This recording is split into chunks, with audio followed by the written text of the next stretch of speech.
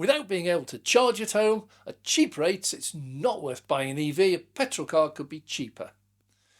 EV public chargers are a total disgrace. They're all broken down and way too expensive.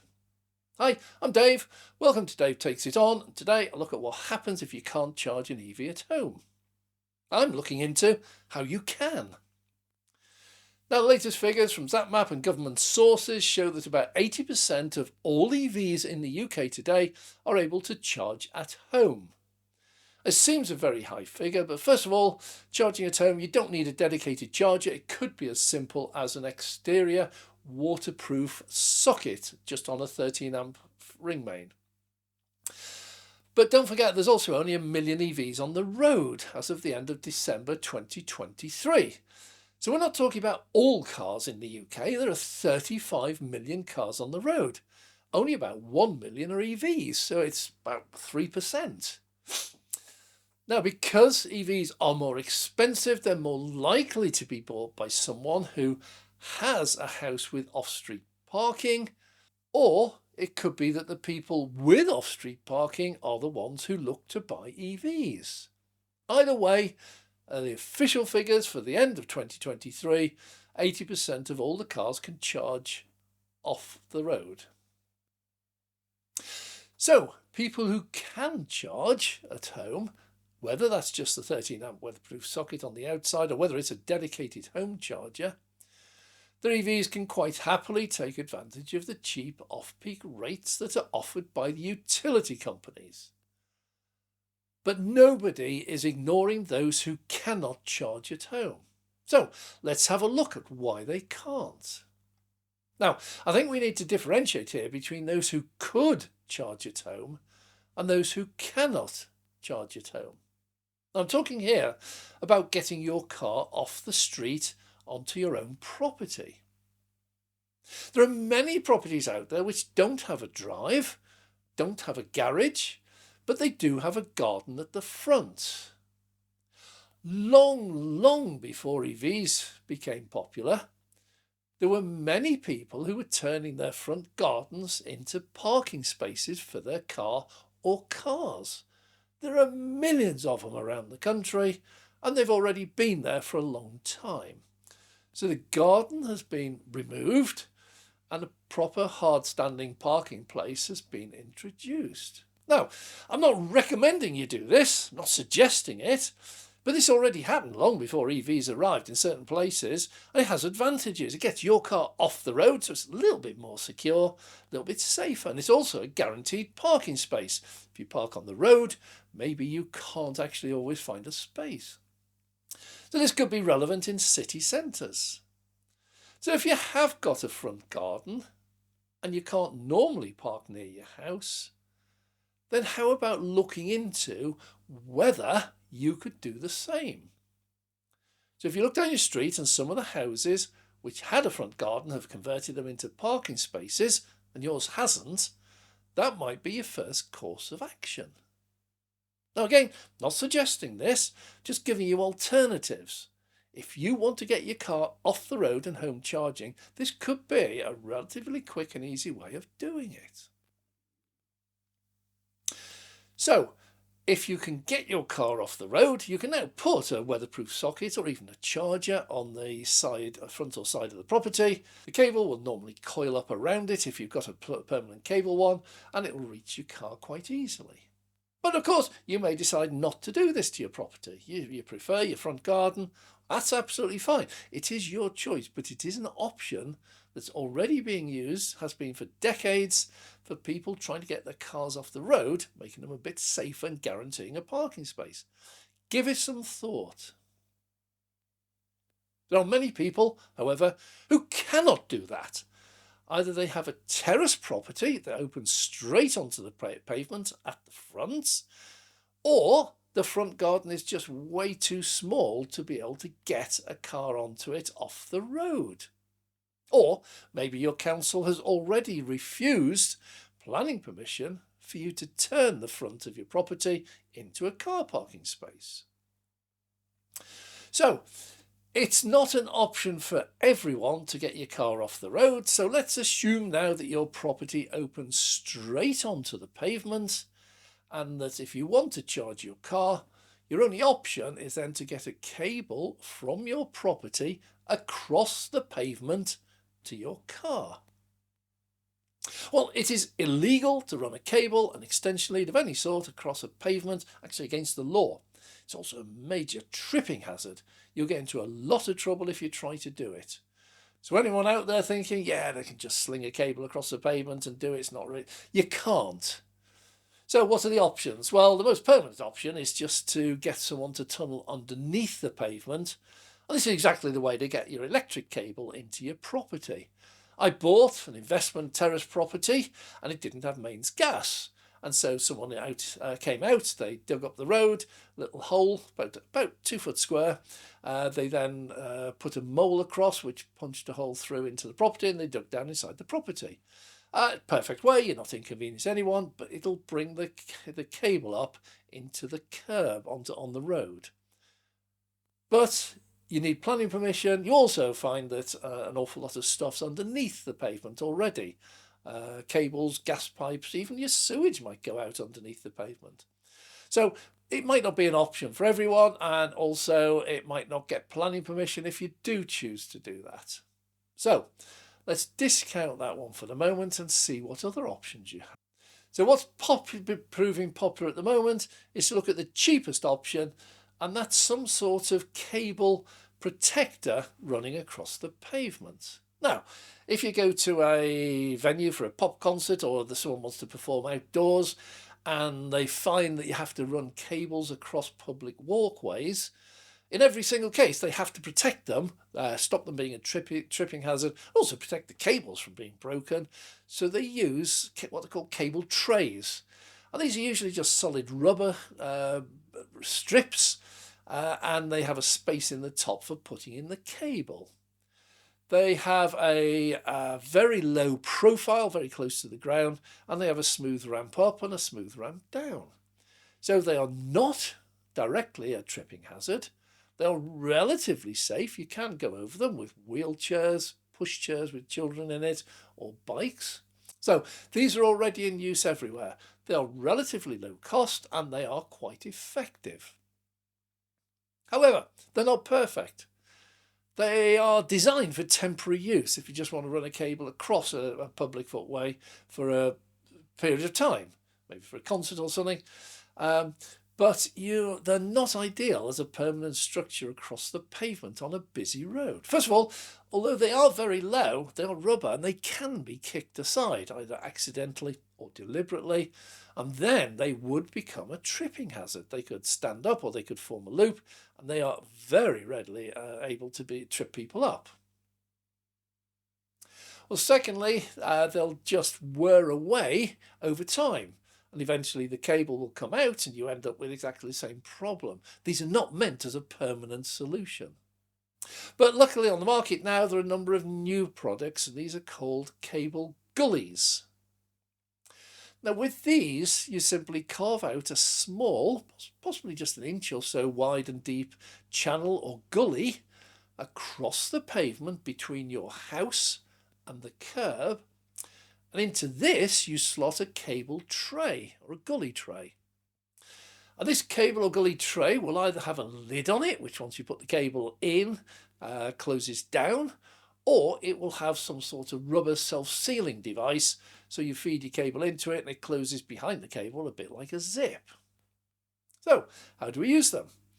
On the outside of the house you will need some sort of a plug. Now obviously it's outside, this needs to be weatherproof. Into that socket. So how to use them? On the outside of the house there will need to be a socket of some sort. Obviously it's outside, it needs to be weatherproof and protected from prying little fingers. So at this point you've now got it plugged into the house, and you've also got the rest of the cable with the plug that's going into the car out in the road, in the gutter. And that can just plug into the car. Again, you might have a problem with excess cable, but that can just be bunched up and pushed underneath your car. Now, why did I say just fitting a 13 amp fused socket, weatherproof socket, outside the house? Well, it would not be practical to put a charger, home charger, on the front of a terrace property. First of all, if that sticks out quite a bit, that would be a hazard if you're walking along and you bump into it or push a pram into it.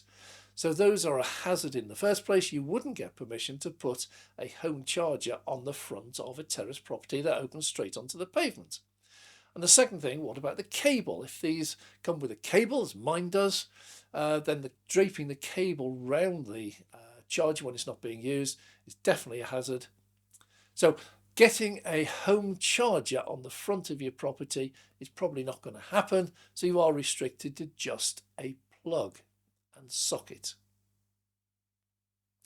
The other problem with putting a home charger on the front is, let's be realistic, in most neighbourhoods it's not going to last long. We're not talking about the weather or erosion. So for most people, you're just going to end up with a waterproof socket on the outside, and you're going to use the cable that came with your car. You're going to plug it in, feed that into the socket, should only take a few seconds, and connect it to your car. Your cable now will be underneath the level of the pavement inside this gully. And the gully itself is going to have a lid or covering of some sort that is flush with the pavement. And that means it is no longer a possible or potential tripping hazard. The gullies are specifically designed to be cut in, and they have less wear and tear because most of it's underground, so they're likely to last a lot longer. So what's happening? Well, we're starting to see these being used. The main problem happens to be now with your local council. So Cornwall County Council has just announced that they are allowing and encouraging cable gullies to be installed across pavements to encourage the use of EVs and allow people who do have EVs to home charge them. Cornwall has done a survey of the airborne pollution, and they found that most of it comes from cars, particularly in the summertime when all tourists come down. So they are having a drive on at the moment to try and get EVs onto the road, and to do that they've understood that home charging is by far the best way of doing it. Now there are restrictions. Obviously you have to apply for planning permission, and that's going to cost you. But again, so does a home charger. That will cost you about £150. Second, you need to get it professionally installed. Not everyone is allowed to just chop up the pavement and put whatever they think is appropriate. However, that is a very small price. You don't now have to buy a charger, and some of these cost £500, £600, £700. All you need is a bit of a gully, might cost £100. Planning permission might cost £100, £150. For £200 or £300, you've got yourself a home charger. Now, of course, that relies on you being able to charge your car outside your own house. I'm going to come back to this in a minute. But let's have a look at other councils. There are other councils that have actually actively banned the use of cable gullies. For what reason, they haven't said, but they reckon they've looked into it, they've decided they are not to be used in their council area, and they have been specifically banned. So you won't be able to do it, you will not be able to get planning permission for it at this stage. And unfortunately, for the rest of the country, the rest of the councils, it's a bit of a postcode lottery. Other councils are allowing them, so they are becoming a bit more popular. Other councils are banning them, they're becoming less available. But a number of councils are now exploring the option by running trials. So they have picked a number of houses and they've said, we're going to run the trials in this area, we're going to look at installing it, running it, potential hazards, potential dangers, how it operates in practice, and we will then come to a decision based on fact, not on gut instinct. But too many councils just want to ban it. And they tell you, you can't charge your car at home if you're going to need one of these gullies, you can't drape a cable across the pavement, so you're going to have to use a public charger. Now, there's a bit of a conflict of interest arising here because some of these same councils are also building their own council-financed and run charging hubs. And these charge a fortune for you to use to charge there. Does anyone else see a conflict of interest here? By denying you the ability or the right to install your channel cable gully, they're forcing you to use public chargers, and those just happen to be the ones that they run and make money out of. Well, time has long since passed where we need to go to central government and get them to step in and make some sort of ruling about it. And the beauty is, this is not going to cost the government anything at all. They just need to look at it, do a ruling, and then pass that on to the councils. If the government, central government, uses the trials that are already going and the existing installations, where they're installed, and they're finding they're proving successful, they're not presenting any hazard to people walking along with prams, pushchairs, scooters, or whatever, they're not doing any harm whatsoever, the central government ought to inform councils that these are now approved for EV adoption and they need to approve them for planning permission. If these gullies are not good enough, and they are still a potential hazard, then maybe there needs to be some change to British standards on the quality, the operation, or more likely the installation of these gullies to make them acceptable and make them no longer a tripping hazard. Come on, central government, can you do your bit, please? This is free, won't cost you any money. They're also not the 100% perfect answer to the problem. See, I did once live in a terraced house. I could not always park in front of my house. Sometimes there was 1, 2, or sometimes 4 places up or down the street. Now, I know you can get longer cables these days, and if you park next door, it probably isn't much of a stretch. But if you're 2 or 3 places up in front of a different neighbour, that is not going to work. And for this reason, they're springing up now new ideas of power sharing. It's coming from councils. In other words, if you can't park your car in front of your house, but you find you have to park it in front of a neighbour's house on occasion, who has a gully and a cable charging facility, you could use your cable and use their charging socket. Now, obviously, you're going to need to arrange some sort of payment for it, but that's a separate subject. But the principle of this is, if all houses can have a gully installed, anyone who wants to can install one, and over time, more and more and more of these will be available. All the houses can then charge using a cable, not necessarily outside their own house, but whoever house you happen to park outside. And don't forget, it could be reciprocal. If you park outside your neighbours, they could park outside yours and use yours. There's got to be an answer to this. Probably be down to technology. There'll just be a simple meter on the cable, and if you're out working during the day and someone plugs into your home charger, then you need some way of finding out they've done it and then look at the meter and charging them for it. I would suspect that the answer would be lockable sockets, so nobody can use it without your permission, but some sort of meter on it so that when you give permission to someone, you give them the key, they charge the car, whatever it costs, you arrange with them whatever price you're charging per kilowatt hour, and you charge them that. So we're in the very early stages of EV adoption. There's only 1 million cars on the road, 1 million EVs on the road in the whole country. It's early days. The same with EV charging. It's still early days. Now, in the whole of the country, the vast majority who have already bought an EV are generally the people who can and do charge their car at home off the road. They can charge it safely without any tripping hazard from cables. Now, in 2024, it's projected it will add about 500,000 new EVs onto the road in the UK in a single year. So even with that, we're still at a stage now where the vast majority of EVs by the end of 2024 will still be able to get their car off the road and charge at home. So the numbers are relatively small. Well, thanks very much for watching. If you have enjoyed this video, please click the like button. And if you'd like to see more, please subscribe and click the notification bell so we can notify you next time we launch a video.